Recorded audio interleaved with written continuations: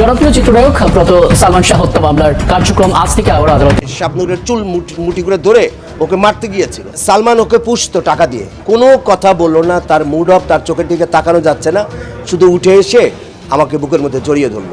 ঠান্ডাসের জন্য তারা আমাকে বলতেন তোর বাবা সালমান শাহ আত্মহত্যা করছে, তাকে কেউ হত্যা করে নাই।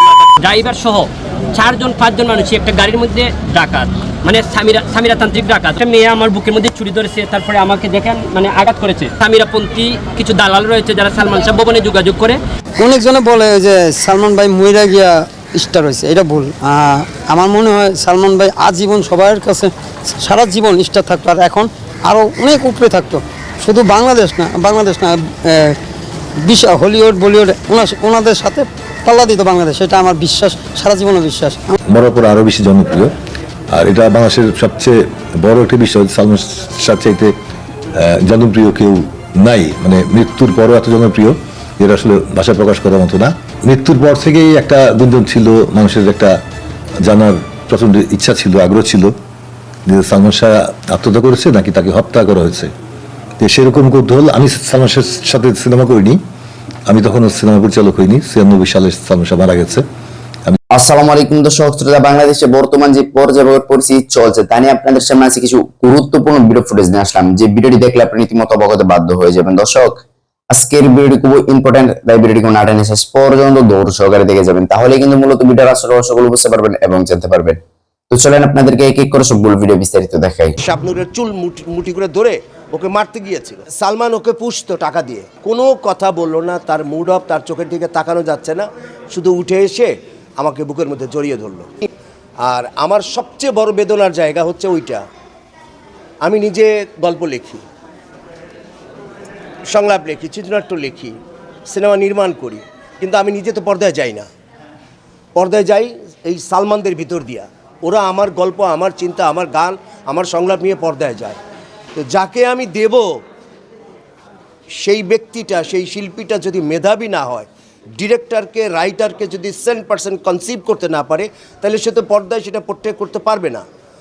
তো সালমানের মতো শিল্পী নেই বলে আমাদের ভেতরে যে কষ্ট আছে, যে আমি পর্দায় যাই কিন্তু মন মতো যেতে পারলাম না। ব্যাংক থেকে নগদে অ্যাড মানি করে প্রতি সপ্তাহে জিতুন মালদ্বীপে কাপল হলিডে প্যাকেজ। সালমান যদি হতো, সিনেমার শুটিংয়ের সময় একথা প্রায়ই মনে হয় যে এই শট যদি, এই সিকোয়েন্সটা যদি সালমান হতো, ফাটায় ফেলতো স্ক্রিনে। তো এই পেইন আসলে করা যায় না। আর ছোট্ট একটা স্মৃতি শেয়ার করি, সিনেমাটা আপনারা দেখেছেন, সিনেমাতে একটা দৃশ্য আছে বিষ খাওয়ার দৃশ্য। ওই যে শাবনুর অনেক রাত হয়ে গেছে বলে সালমান একটা টেকনিক অ্যাপ্লাই করলো যে ঘরে গিয়ে তো ঝগড়াঝাটি হবে, তো একটা অ্যাক্টিং করলো সে মদ খাওয়ার, এবং শাবনুর ওই যে বিষ খাওয়ার সিন আপনারা তো দেখেছেনই, আমি আর ব্যাখ্যা করতে চাই না। এই দৃশ্যটা ছবি রিলিজের থেকে আজকে পর্যন্ত এত বেশি জনপ্রিয়। একটা পরিবার, আমি বেড়াতে গিয়েছি, একটা মেয়ে বিশ্ববিদ্যালয়ে তখন কেমিস্ট্রিতে মাস্টার্স করছে, সে আমাকে ওই খাওয়া দাওয়া শেষে ডাইকে নিয়ে গেছে ওর রুমে। গিয়ে দেখি যে ওই যে তখন ভিসিআর, তখন এই ডিভিডি এইগুলি ছিল না, ও ভিসিআর সেট করা অন করলো, দেখলাম এই সিনটা চলছে। বলছে যে প্রতিদিন রাতে আমি এই সিনটা দেখে ঘুমাই। হ্যাঁ, এই যে বিষ খাওয়া এবং বিষ খাওয়ার পরে সালমানের যে রিয়াকশান, তার অ্যাক্টিং, এবং আপনারা দেখবেন যে সালমান কিন্তু কোনো সংলাপ বলে নাই। শাবনুর যে বলছে আমি সত্যি সত্যি বিষ খাইনি, মধু খেয়েছি, তখনও কষ্টে শাবনুরের চুল মুটি করে ধরে ওকে মারতে গিয়েছিল। মানে যে তুই তো সত্যি বিষ খাস নাই, কিন্তু কষ্টটা তো আমি জেনুইন পেয়েছি। হ্যাঁ, তো সেই আবেগ এত চমৎকারভাবে সে প্রকাশ করেছে উইদাউট ডায়লগ। ওখানে একটা সংলাপ ছিল, সালমানই আমাকে বলেছে রাজু ভাই সংলাপটা না বলি, হ্যাঁ সংলাপটা না বলি, বরং আক্ষেপটাকে এইভাবে প্রকাশ করতে চাই। আমি বললাম ডান। আমি দেখলাম যে ভালো লাগছে ওর ইয়েটা, আমি সেটা ওকে করলাম। ব্যাংক থেকে নগদে অ্যাড মানি করে প্রতি সপ্তাহে জিতুন মালদ্বীপে কাপল হলিডে প্যাকেজ। তো একটা মধুর স্মৃতি হলো, এই ছবিটা সালমান দেখে গিয়েছে আমার সেন্সর প্রিন্ট যখন হয়েছে। এই যে বিষ খাওয়ার দৃশ্যটা, এই রিলটা আমরা ওই সিনেমা এফডিসির ভিতরে একটা সিনেমা হল আছে, ল্যাবরেটরির ভিতরে ছিল, সেখানে বসে আমরা দেখার আয়োজন করলাম। সালমান শুটিং ফেলে এসছে দেখার জন্য রিলটা। তো আমরা সোফায় বসা, সালমান সোফায় বসলো না আমাদের সঙ্গে, সে ওই সামনে যে কার্পেট বিছানো, কার্পেটের মধ্যে শুয়ে শুয়ে দেখলো। এই দৃশ্যটি, এই রিলটি শেষ হবার পরে সালমান উঠে দাঁড়ালো, কোনো কথা বললো না, তার মুড অফ, তার চোখের দিকে তাকানো যাচ্ছে না, শুধু উঠে এসে আমাকে বুকের মধ্যে জড়িয়ে ধরলো। 1 মিনিট জড়ায় ধৈর্যই আছে, এরপরে কোনো কথা না বলে আস্তে চলে গেল। মানে এই দৃশ্যটা ওকেও যে ভীষণভাবে আবেগ আপ্লুত করেছে, মানে এইসব স্মৃতি, এইরকম অনেক স্মৃতি ওর সঙ্গে, অনেক স্মৃতি। তারপরে খুনসুটি, দুষ্টুমি, ছোট ছোট ব্যাপার যেগুলো মনে করেন যে অডিয়েন্স ঠিকই বোঝে, কিন্তু সে ওই সমালোচকের মতো সুন্দরভাবে ব্যাখ্যা দিতে পারে না। শাবনূরকে ওই যে ক্লাসরুমে যখন বললো যে ওরে মারতে লোক পাঠাইছিল, ওইখানে শাবনূরের সঙ্গে কথা বলার সময় এরকম কাঁধের মধ্যে থুতনিটা রেখেছে, ও আবার সরে গেল। তো এইরকম ছোট ছোট ছোট ছোট অনেক বিষয় আছে যেগুলো অনেক আর্টিস্টিক। তো এই সব ব্যাপারে সালমানের সঙ্গে যে কত কথা হয়েছে, আর ব্যক্তিগত জীবনে আর একটা জিনিস আপনাদেরকে জানাই, এই সিনেমায় আপনারা দেখেছেন যে একটা মোটা ছেলে অ্যাক্টিং করেছে। ওই ছেলেটা কিন্তু আমার কাস্টিং না, ওটা সালমানের কাস্টিং। হ্যাঁ, সালমানের কাস্টিং। সালমান ওকে পুষতো টাকা দিয়ে, কারণ ও চলতে পারতো না, একা একটা গাড়ি লাগতো চলতে। সালমান ওকে গোপনে টাকা দিত। সালমান এরকম অনেককে হেল্প করতো, যেটা সে কখনো মুখে বলতো না এবং কাউকে বুঝতে দিত না। এবং ওইটা সালমানের কাস্টিং। বলছে রাজু ভাই ও থাকুক, এই যে কমেডি গানের মধ্যে থাকলে পরে একটু মজা হবে গানের মধ্যে, আর বিনিময়ে 2টা টাকা পাইলো। হ্যাঁ, তো এইরকম ব্যাপারও ওর মধ্যে ছিল। ওর ইমোশনটা বাইরে থেকে বোঝা যেত না, বাইরে মনে হয়তো খুব ড্যাম স্মার্ট এবং হচ্ছে যে কাউকে পরোয়া করে না, কিন্তু ভেতরে ছিল অসম্ভব ইমোশনাল।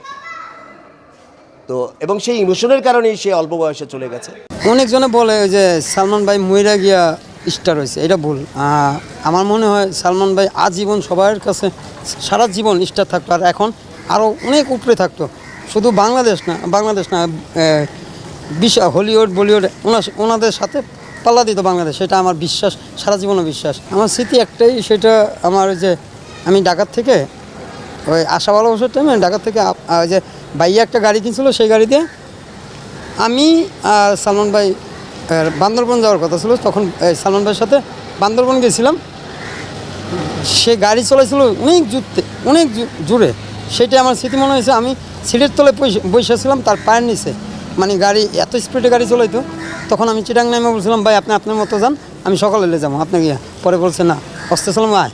তারপর এইটাই আমার স্মৃতি মনে আছে। আর আরেকটা স্মৃতি আছে যে এইভাবে গাড়ি, মানে এখানে যখনই আমরা যেখানেই থাকি, এফডিসি ঢুকলে সবাই জানে, এফডিসি ঢুকলে বুঝতে পারতাম একটা গাড়ি ঢুকলে এটা সালমান ভাই আইছে, মানে এত জোরতে গাড়ি চলাইতো, সেটা বোঝা যাইতো এই স্মৃতিগুলো। তারপর আপনার আশা ভালোবাসার টাইমে যে ডন ভাই, সাবরিনা আপা, সালমান ভাবি, আমরা সবাই একসাথে ঘুরতে গেছিলাম অনেক রাইতে। সেটা সটকু ভাই বলছিল তুমি যেদিন রেসবি ছিল, সে বলছিল হ্যাঁ তোমরা এত রাত্রে যাও, তোমাকে যদি কেউ ধরে।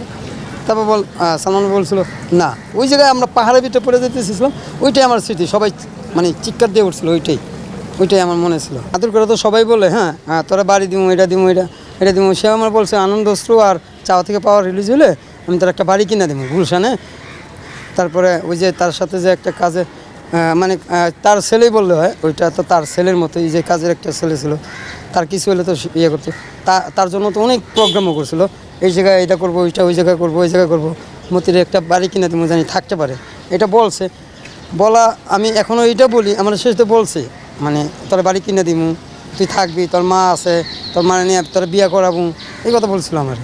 এটা তো আমার সারা জীবন মনে থাকবে, যেটা সত্য কথা। এটা আমি বলি, রাতের 1টা বাজে আমার জ্বর হয়েছে, সে জায়গায় যদি আমার দেখতে যেতে পারে, আমার মনে হয় যেগুলি বলছে ভাইয়া বাড়ি করে দেবো, ইয়া করে দেবো, আমার সবসময় আমার পাশে থাকতো, আমার বাড়ি করেও দিত, আমার মনে হয় আমার বিয়েও করে দিত। আজকে সে নাই, মায়ের অধিকারের সময় আমি কাজ করতেছিলাম, হঠাৎ করে আমার 4-5 দিন কাজ মানে জ্বর হয়েছে, আমি বাসা ছিল ওই যে আপনার এই হাতিঝিলের মুড়ে, সেখানে বাসপট্টি ছিল, ওই জায়গায় আমার জ্বর ছিল। হঠাৎ করে মানে অনেক দিন ধরে খোঁজে কি মতিরে পাই না, মতি কই, মানুষকে জিজ্ঞাসা করছে, একজনে দেখাই দিয়েছে বাসপট্টি থাকে। সে রাইতের 1টা বাজে আমার বাসায় গিয়া দেখে জ্বর, কিরে তুই আসোস নাই কে, কী হয়েছে, গিয়া দেখে জ্বর। পরে আমারে উঠাইলো, পানি খাওয়াইলো। তারপর আমার ওই সঙ্গে 2টা 500 টাকার নোট 1000 টাকা দিয়েছে আমার মার হাতে, তুই আমার খোঁজ খবর নিস, এই কথা বলছিল। স্নেহ ছবিতে কাজ করতেছি, তখন আমার আমি একটা কথা আগে বলছি, আমি এক গ্লাস পানি ধুয়ে নিয়ে দিছি, সে তো আর নিজের ফ্লাক্স ছিল, নিজের ফ্লাক্সের পানি খাইতো, পানি চাইছিল, আমি গিয়ে দৌড়ে মানে পানিটা নিয়ে দিয়ে। প্রিয় দর্শক শ্রোতা, আপনারা ভিডিও দেখতে দেখতে ভিডিও শেষ পর্যন্ত চলে আসেন। অবশ্যই আপনাদের মতামত কমেন্ট বক্সে জানাতে ভুলবেন না। আর নতুন নতুন আপডেট ভিডিও পেতে অবশ্যই আমাদের চ্যানেল সাবস্ক্রাইব করে দিন। তো আপনাদের সাথে আবার দেখা হচ্ছে পরবর্তী এক ভিডিওতে।